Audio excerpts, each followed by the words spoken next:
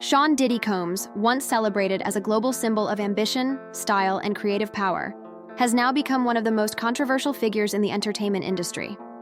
Born in Harlem, New York, Diddy rose from humble beginnings to become a dominant force in hip-hop culture, building a vast empire that included Bad Boy Records, Sean John Fashion, Revolt TV, and multi-million-dollar brand partnerships with companies like Ciroc Vodka. For decades, he embodied the American dream, an artist who transformed into a billionaire mogul, inspiring millions with his mantra of hustle, innovation, and success. But in recent years, that dream has unraveled into a nightmare of legal battles, shocking allegations, and a federal conviction that has left his legacy hanging in the balance.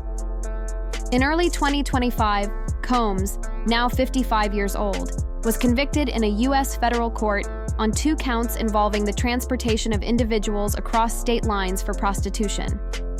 Though the court dismissed the more severe charges of sex trafficking and racketeering, the verdict still marked a historic downfall for one of music's most influential figures. Federal prosecutors painted a disturbing portrait of a man who used his fame, power, and fortune to control, exploit, and manipulate those around him. They accused Diddy of organizing extravagant, drug-fueled parties where women and men were allegedly coerced into sexual acts, sometimes filmed without their consent, and later threatened or blackmailed.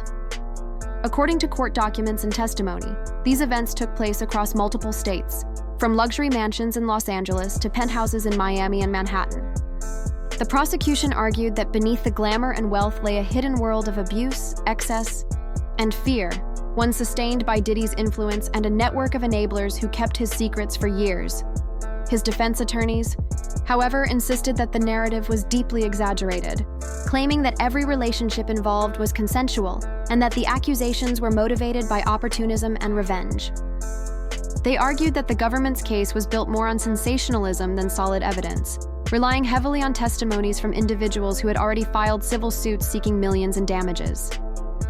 Despite the defense's effort to portray Diddy as a victim of fame and media bias, the jury found him guilty on 2 transportation-related counts, enough to send him to prison for a total of 50 months, a little over 4 years. On the day of sentencing, the courtroom was packed with reporters, former colleagues, and onlookers witnessing the collapse of a cultural empire. The judge described the case as a tragic example of power corrupted by privilege and urged Diddy to use his time in prison for reflection and rehabilitation. Currently, he is serving his sentence at a medium-security federal facility, where he has reportedly adapted quietly to life behind bars. Sources close to the star have shared that he spends most of his days reading, exercising, writing, and participating in counseling programs. His expected release date is set for May 8, 2028, assuming good behavior and no complications in his ongoing appeal.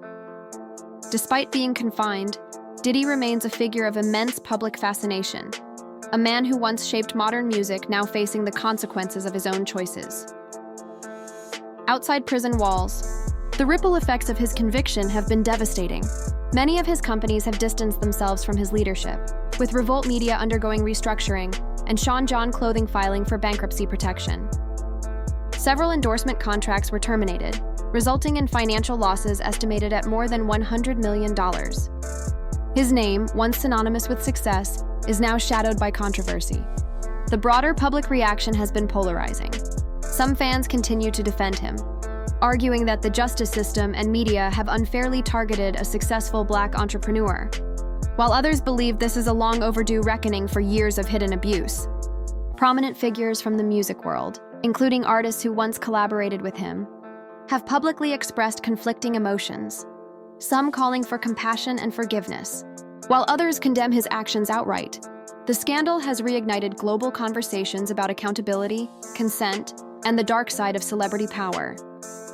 Critics have compared Diddy's downfall to that of other industry giants exposed during the Me Too movement, seeing his case as another chapter in the cultural reckoning against abuse and exploitation in entertainment. Before his conviction, Diddy repeatedly denied all allegations of non-consensual conduct. In one of his final public statements, he declared, "I've made mistakes, but I'm not the monster they're painting me to be. I've always lived my life openly, and I believe the truth will come out."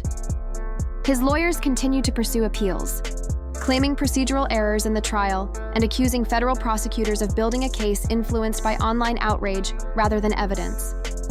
Legal experts remain skeptical that the appeal will succeed, but Diddy's team insists they will fight to the end to clear his name.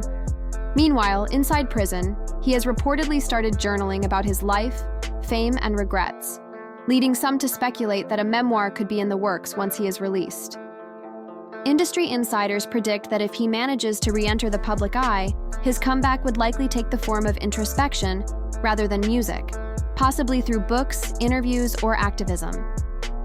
Yet many doubt that redemption will be easily achieved in an era where public forgiveness is rare and digital memory is permanent. Culturally, Sean Diddy Combs' story represents more than one man's fall.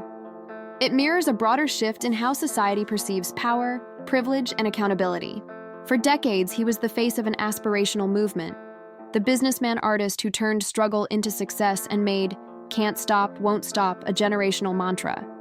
His music shaped an era, his fashion defined a style, and his business empire influenced countless artists to chase independence and ownership. But today, that legacy is under deep scrutiny. Former protégés, employees, and collaborators have begun speaking out, some expressing disillusionment, others sharing painful experiences they had long kept silent.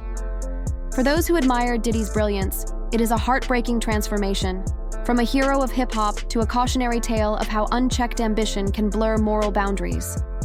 Even now, as he serves his sentence, public opinion remains divided. Some still hope for his redemption, believing he can return wiser and humbled. Others view his conviction as justice served after decades of alleged wrongdoing.